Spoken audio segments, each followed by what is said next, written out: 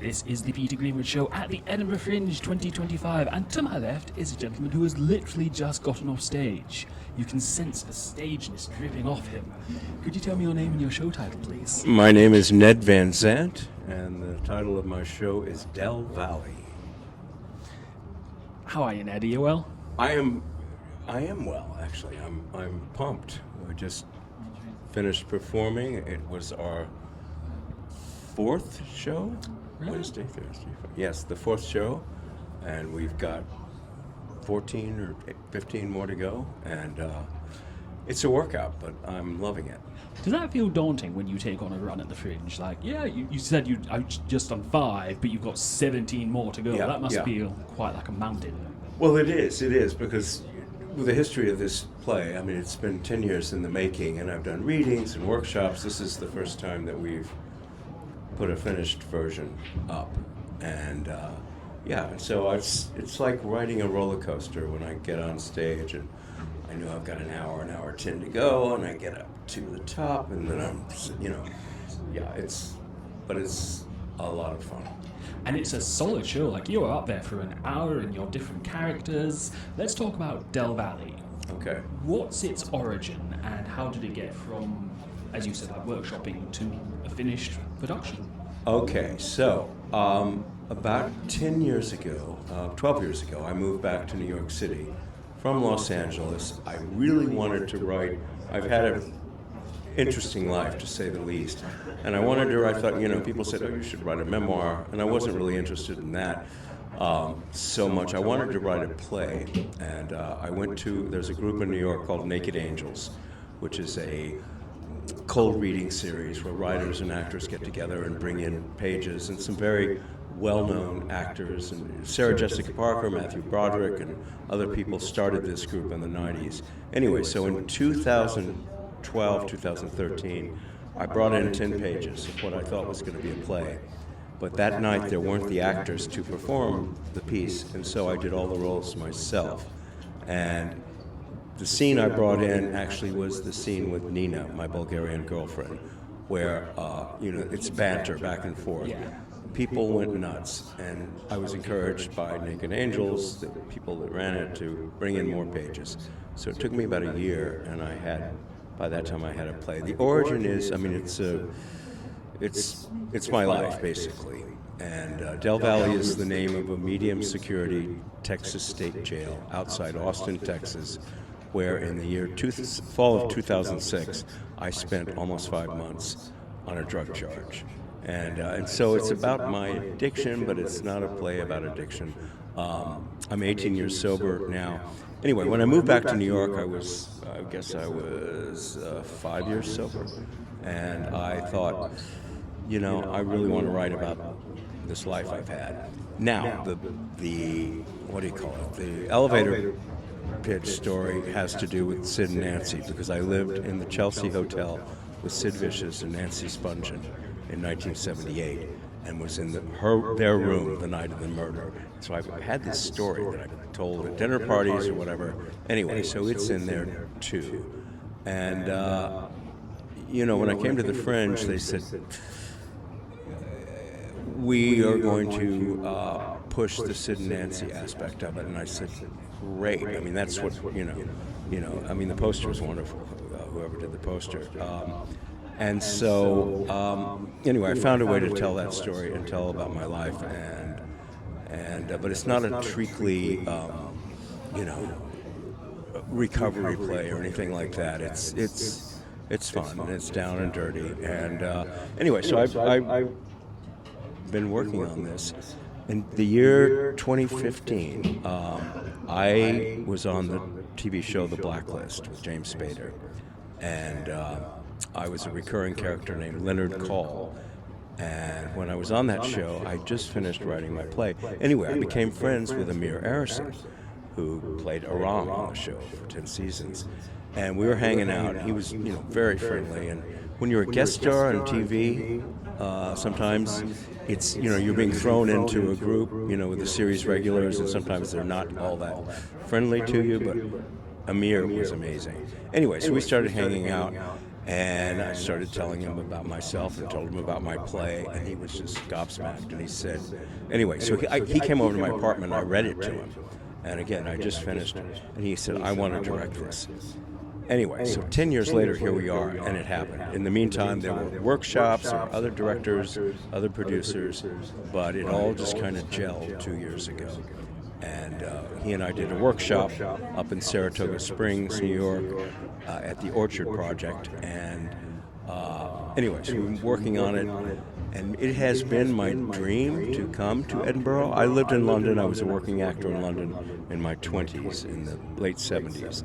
And I've played Edinburgh, but never the Fringe. I did a tour here of a show I was in. But anyway, I did not know what to expect, and I have been so pleasantly surprised.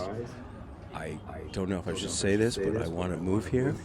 You can say anything. America's not too much fun right now. Not strong, especially in Texas, where Yeah, Texas. I live in New York City, which is still somehow we're holding on to a semblance of democracy. But yes, yeah. But anyway, I arrived here, Anyway, the tech people, the organizational staff, our ground support, our ground producers here, Simon Paris with Metal Rabbit Productions. Anyway, everybody's been really great, and the audiences have been great. And we got our first review yesterday, which is pretty great. That is excellent. Was it a good review? Yes, do you read reviews? Yes, I do. I'm not one. I wish I could be one of those actors like, I don't read reviews. Maybe if I get, when I there's become like a billion of them coming at you. I know. I've gotten bad reviews. Not bad reviews, but yes, in the LA Times once I got a review that really stung.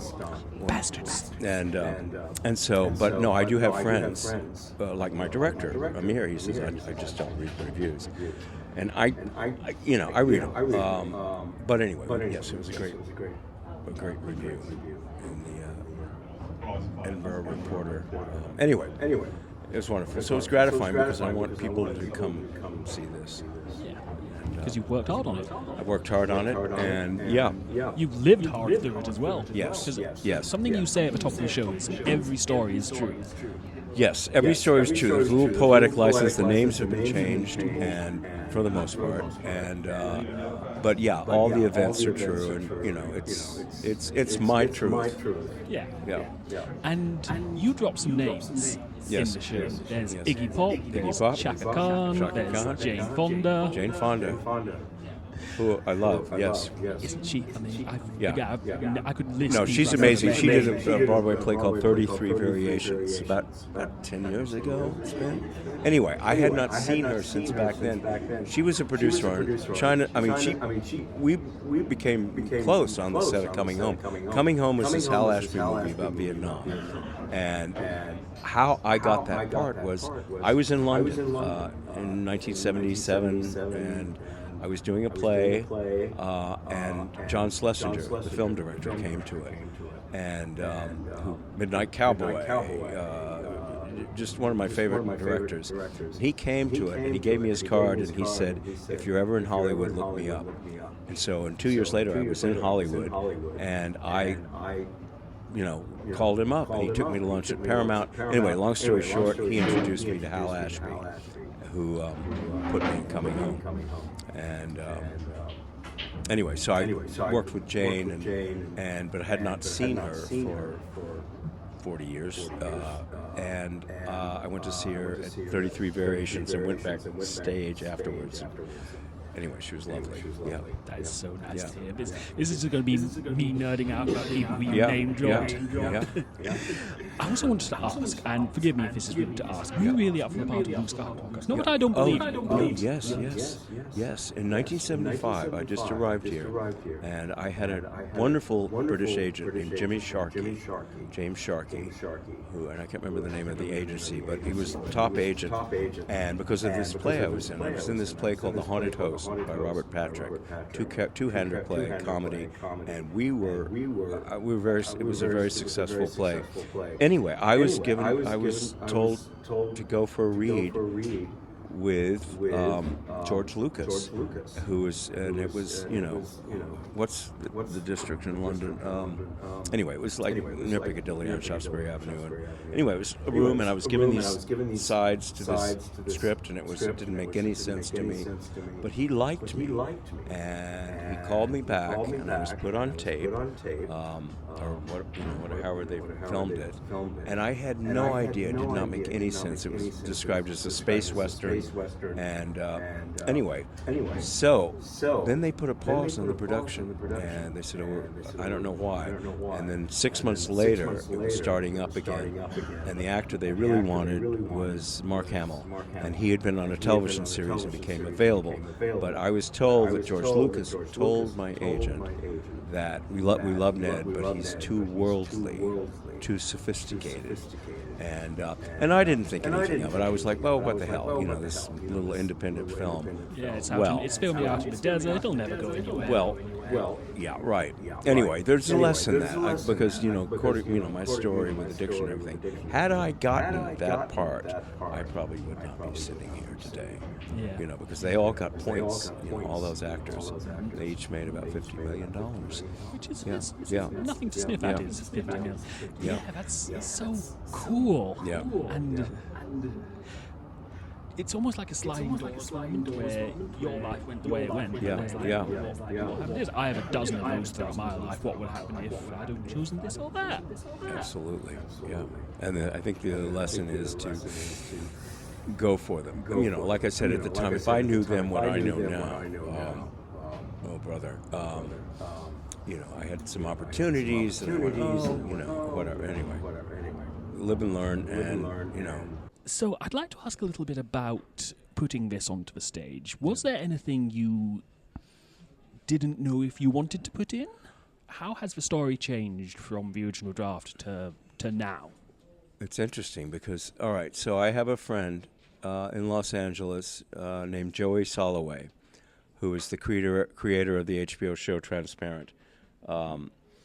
They were also executive producer on 6 Feet Under, which is my all-time favorite Such series. a good show. I love that Anyway, show. I had known Joey since the early 90s, and I was in some performance groups with them, and Joey had said something that really rung true, which is write the stories you're afraid to tell. And when my father was a writer, and I didn't know if I was a writer, but I started journaling, and I thought, I can't tell this. And then I thought, no, I got to tell the stories I'm afraid to tell.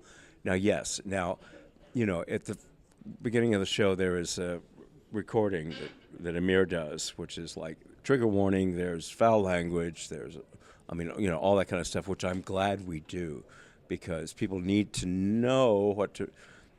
This is a less politically correct time right now. 3 years ago, when we were workshopping it, some of those words were not in it. And, and so it's very tough for, I play a character who's very racist, but to have a white man saying that, it's tricky. And so it's very sparingly used, the objectionable parts. But, I think just because of what I've been through in my life, why skimp on the truth, Yeah. I just got to put it out there. And yesterday we had 2 people walk out. Really? You had but some as our walkouts? producer, yes, which is amazing. And I think because it was very, it's a very graphic part of the play, and our producer, Simon Paris, says, yes, you want that. You want people reacting. And so I went, okay. But for the most part, the reception has been amazing. So I kind of feel like art should provoke reactions. art should provoke, yeah. Like good, bad, you're angry, you're sad. Even some of the hard parts of your story. It's all your story and it's all art. Yeah. And was that something you went into consciously when putting that onto the stage? I just wrote in sections. Like I said, when I developed this play, I would write 10 pages, and I knew it had an arc, and I knew it had 7 sections. I went to film school, but I still don't know what that formula is. for making the movie, I'll have to learn that, or the miniseries. I really think this is a miniseries, and I'd love to do that. But no, I just thought, I'm going to tell this. I mean, there's so much I had to cut out, especially when we came here. We had a 60-minute time limit. Yeah. And in New York, when we did our last presentation in December, actually in February, it was like 75 minutes. And so I've had to condense, but it's lean, mean machine right now. Yeah. Do you miss any of the edits? Were they painful cuts to make? Yes, I was painful. I have this, I fight with my producers. I have this, I'm in jail, and it's like the dark night of the soul. I mean, it's a very low point. And it was like operatic, and my producers going, cut that down. And they were right, but I think it was maybe a little indulgent on my part, but, it was like a fevered dream, and, I get it. Just for the purposes of we've got to deliver 60 minutes. But anyway, yeah. So, yes, I killed my babies, or my darlings. Is that, yeah. But there is still the full version out there. Yeah. So Oh, yeah. No. We plan to do that. And then there's other stories that would fit. Yeah, I'm so curious to know about other stories, but then I don't want you to tell them here if you're going to do the miniseries, which we will ask about at a certain point. I want to ask about some of the names in your show. Again, going back to the name dropping of it. Okay. Iggy Pop, Chaka Khan, Jane Fonda. Have they heard that you're doing this story? How do you think? Has it gone back to you? No, Chaka, no, and I mean, it's there's nothing that either of them would object to. Chaka. Oh man, that was a really. I was on the periphery of her scene. At the time, I had a roommate in Los Angeles who was a musician. One day, he brought home his new girlfriend, Chaka, and it was a wild and crazy time. But like I just mentioned in an interview, they were saying, what's an incident in your life at that point? The incident was, I'm driving with Chaka in her yellow convertible on the Hollywood freeway. It's just, dusk.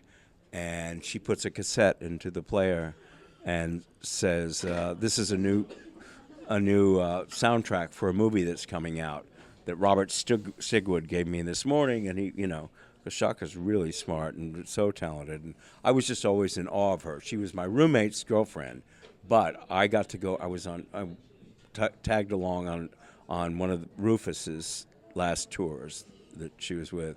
But anyway, she puts the cassette in, and it's the Bee Gees soundtrack for Saturday Night Fever. She starts singing along with it, and I'm just like, it doesn't get any better than this. This is heaven. And so, anyway, periods like that, I'm in touch. I know her sister, and so we've communicated.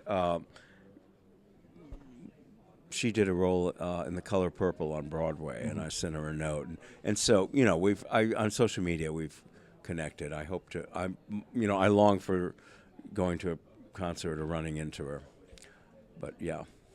Yeah, they have been very open about the 70s and what a a wild yeah. time She's got a musical based on her life, which is opening in London in March. Yes, I saw the ad. Let's go. Yeah, and it's called Through the Fire.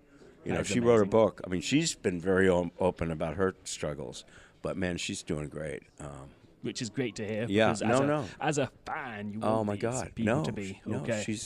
Her voice. I don't know if anybody. You can find it. It's on NPR. It's called Tiny Desk series. Tiny Desk concerts. Yeah. Oh my God, she does. Recently, about 3 months ago, she did one. It's just incredible. It's mind blowing. Yeah. I'd like to ask a little bit about the Sid and Nancy of it all. Yes. So you tell the story, which I won't spoil for people going to see the show. Yeah. But was there ever a point when you were like, let's leave that bit out, let's talk less about it? No, because that was, I mean, when you see the piece, see the play, no, I couldn't leave that out. That's like one of those things, oh my God. I mean, being at the Chelsea Hotel at that time, in the culture and in my life. Anyway, it was the zeitgeist, And all those people that I was rubbing shoulders with, like David Bowie and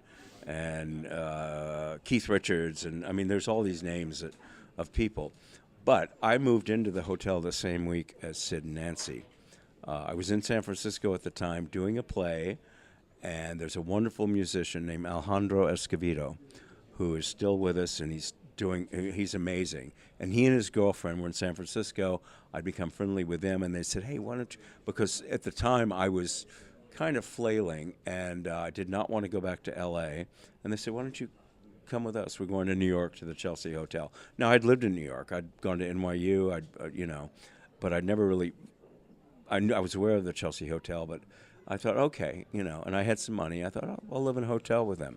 And so I moved in the same week as Sid and Nancy, and it got wild and crazy right away. And I just said, okay, I'm going to go with this. Now, I have a predilection to addiction, but I hadn't really crossed that proverbial line into full-on addiction. Well, within a month I had.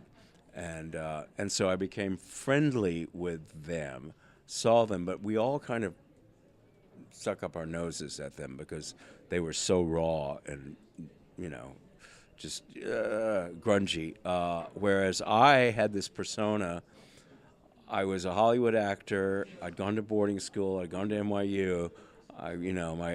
My uniform then was tweed jackets, wire rim glasses, and I'm hanging out with people that have safety pins in their noses, and because we all had one thing in common, we liked to party, and so anyway, I'm in this scene, and there were some Stiv Bators of the Dead Boys became a friend because the Dead Boys lived in the hotel, and anyway, but Sid and Nancy it wasn't right till the end like that I became friendly with Sid.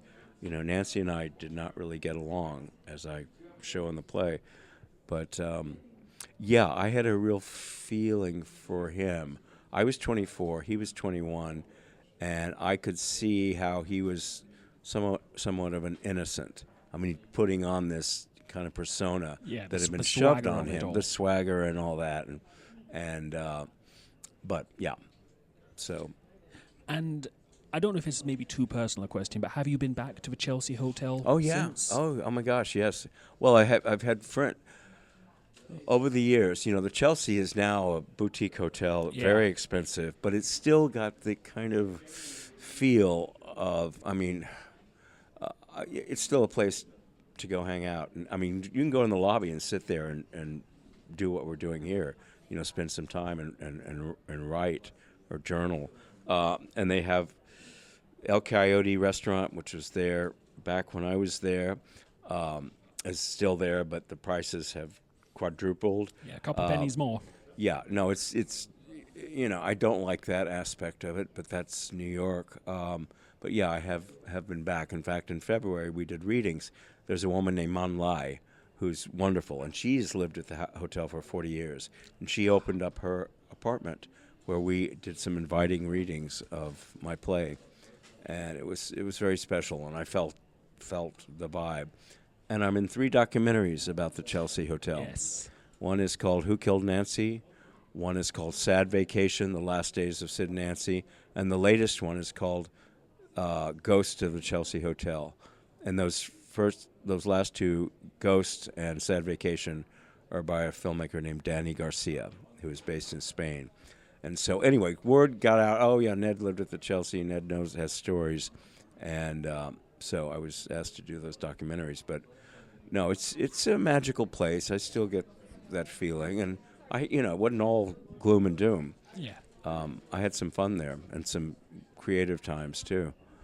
It's one of those places that I look at the time and I'm like, oh, I'd love to just spend an evening in the Chelsea or go to CBGB's, which is, as a rock fella, that must have been. Yeah. Well, one story that's not in the play. Okay, so Sid was arrested for Nancy's murder, and then he had a record company. Malcolm McLaren and Richard Branson was involved with Sire Records. And anyway, so they got money and they bailed him out, $50,000 bail. And I got a call. This is before cell phones, but I'm in my room at the Chelsea, and I get a call it's Sid saying, "I'm out. I'm going to CBGB's tonight. You know, bring some mates and let's go. And so there were about Alejandro and his girlfriend Bobby and David and Raymond. And so anyway, we all went and met Sid at CBGB's to see the very first performance of The Police. Just the Yeah, Police. it was just this band from England that we wanted to see, and it was The Police. And they did a short set. They played the song Roxanne. Afterwards, we all hung out on the Bowery drinking beer. And, you know, and I went up to Sting and I said, that song's a hit, you know, and it became a hit.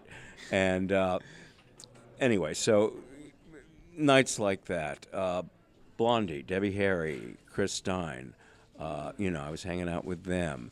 And because I had my girlfriend Nina, who, I mean, that's a whole aspect. Anyway, she was friends with some people and Talking Heads, you know, just, and this was, you know, everybody was on the verge of fame. All people that I adore now, Yeah, that I've yeah. grown up listening to. You were like, oh, hey, Debbie, how are you? Yeah. When you're in that moment in history, can you sense that it's a moment, or are you just going I think through so. it? I think so. I think I had that sense, you know, and I also had the sense like, and that was part of the issue with me is I sense I'm going onto the dark side because I had, you know, I was never one of those actors that went to work stoned or high. I never got fired or anything else, but I know that you know, I didn't know that I was an addict at the time. I thought I'm having fun, Just but enjoying I being wasn't as young. ambitious or as dogged as I coulda, shoulda, woulda been. Yeah.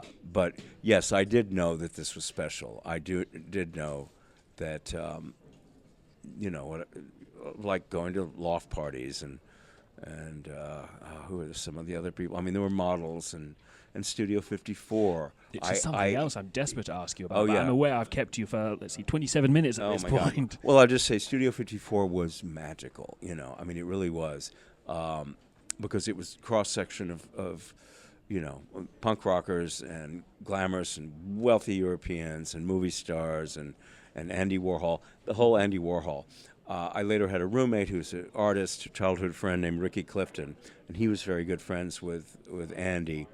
And there was a jewelry designer named Elsa Peretti, who from Tiffany's, and she was this like Italian heiress. And anyway, my friend Ricky was dating her, and Elsa brought me to Studio 54 for the first time, and I mean it was amazing. And I never had any trouble getting into 54,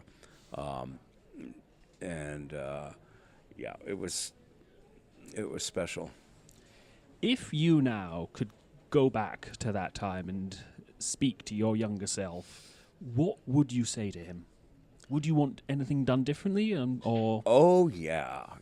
No, I would have said don't do heroin. I mean, that's one thing I would say, and also I would have said don't you know, be fearless, take risks, throw the hat over the wall, which I did a lot, but it was the wrong wall. There are a lot of walls yeah. in your defense. Yeah. No, I think I would have been, you know, I mean, I don't know if I would have slept with all the people that wanted to sleep with me in the business. That's one thing I did not do is, you know, because I was a young actor in Hollywood, and I probably would have had more opportunities. But, you know, sometimes I think maybe I should have slept with that casting director that was chasing me around the table. But no, I mean, my life developed as it is. And today, you know, like I said, I'm long-term sobriety. I work in the recovery field in New York City. I'm a managing partner at a sober house it's a male for men 18 to 50. That's the demographic, but it's very gratifying, and that's kind of what I do to keep me grounded, because I mean I love to act, but I want to give back to. Which I'd like to ask a little bit about your recovery house. Yeah. What's it? I feel like what's it like is too broad a question, but going through that and seeing everyone's stories, it must devastate you on an hourly basis. Oh, it can be. It can be really. I mean, it's mostly gratifying, and you see a guy in his 20s, who's helped to graduate college, and because I can relate. I have the experience. I lived in a sober house. When I got sober at the end of my play, I go to rehab in Hawaii, and I actually lived in a sober living house, which it didn't occur to me, and it really gave me structure and a foundation, and it helped, and it gave me, peers in a community, and because a lot of times people will go to treatment for drugs and alcohol, it's a 28-day thing, and then they'll get out, and they're back to their lives or their family or whatever, and they need that adjustment, and so I ended up going to work for this place about 8 years ago. I'd met the man that was running it, and I was in New York, and I was acting, and there was a dry period, and so I needed a job, and I said, can I, work here? And I started doing that and really took to it, and so, I'm very involved in it now. But yeah, one does see, it's just so tough, addiction, but, you can recover. And it is part of somebody else's story. Maybe they'll be where you are in a couple of years telling their tale. Yeah. Hopefully. Yeah, hopefully, Fingers crossed. yes. So I'd like to ask what is next for the show. You mentioned a mini-series or a movie. Well, what let's, can you tell us about that? When that's kind of the dream. When I was in Los Angeles 3 years ago, 4 years ago, did a presentation out there. A lot of Hollywood writers and people came, and Alan Ball, who created, he was showrunner on 6 Feet Under. Mm-hmm. He came, and he said to me, this is a movie. Write the screenplay. And that went, so, yes, I would love, I see that. I love performing this, but I would love, there's more stories to tell. Yeah.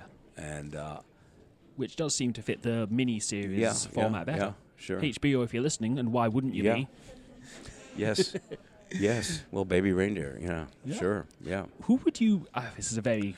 Who would I pick to play me? To play you and some of the other... Yeah, well, it's got to be me. It's got to be either an actor that can bridge the gap between, 21, 24, and 50s, late 50s, 60, or younger actor, older actor. I don't know. I need to have a ready answer for that. I know, Amir, my director, wonderful actor, he could play. There's a couple of parts he could play. One of the central characters is the white supremacist, Donnie. It's Donnie. And, oh, man, that could be Skarsgård. I could see Skarsgård. Yeah. Bill or Stellan? The younger one. Is that Bill? Yeah. I believe so, yes. Yeah. Oh, my God. Oh, there's so many actors. Okay, I should have been prepared for this. You know who I could see playing a younger you? Who? Daniel Radcliffe. Yes. I can see that. Yes.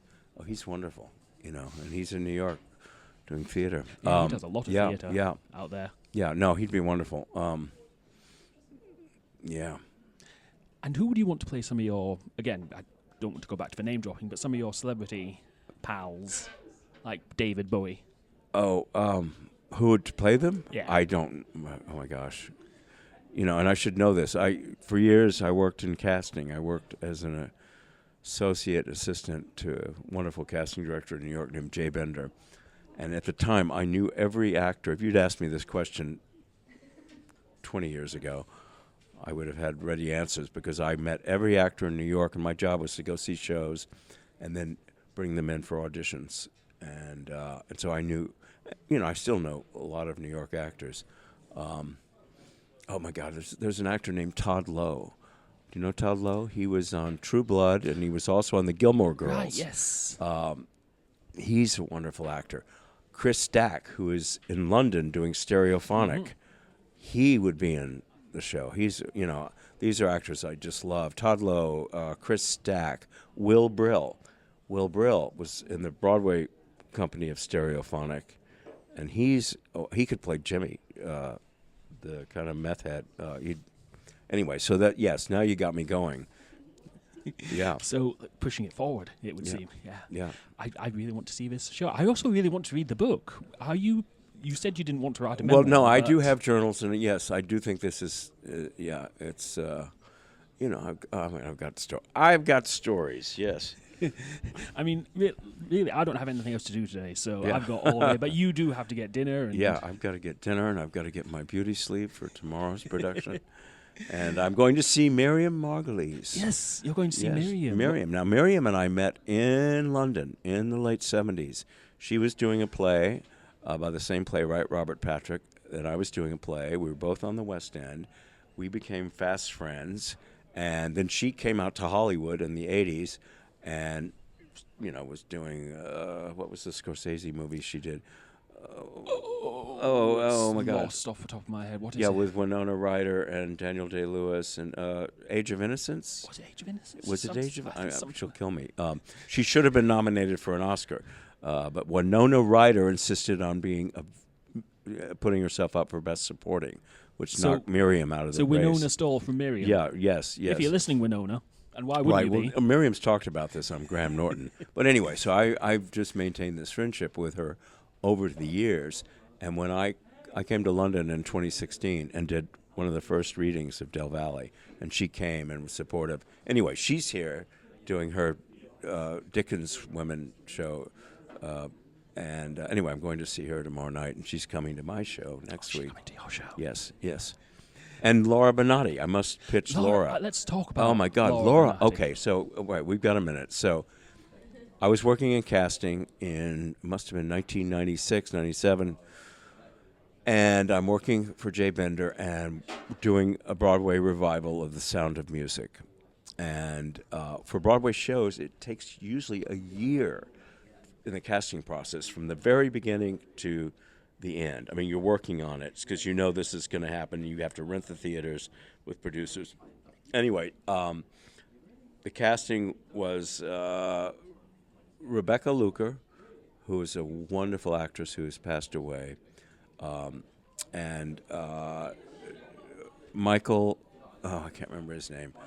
Oh my God. Anyway, long story short, Laura Benatti was 18 years old, and first job, she was hired to play a nun, and she ended up being Rebecca Luker's understudy.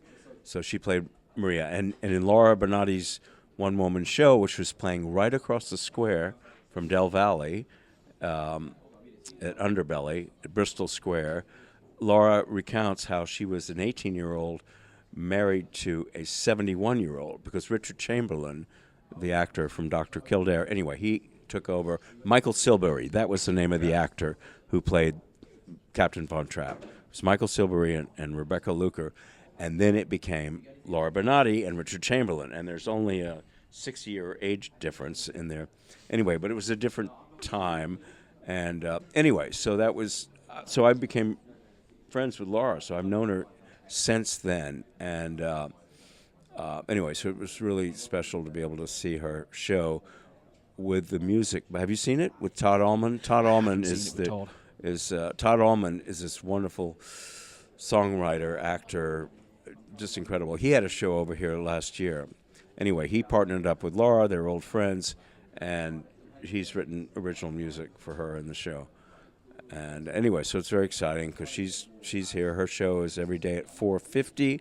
My show is at 2:55, and so you can come see my show and then walk across the square and see her show. Make an afternoon of it. Yeah, it's amazing. And then go at 6 o'clock to see Miriam, but she's up at the Pleasance.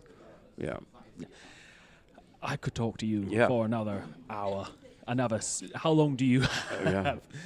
Where can people find out more about you and the show online? I think online, Craig Balsam is our producer, and as is the Orchard Project. And, my website, which I've got to keep more current, is nedvanzant.com. And I'm on Instagram. And so we'll see what happened. I mean, I'm just so excited that this is happening, and it's turned out so well.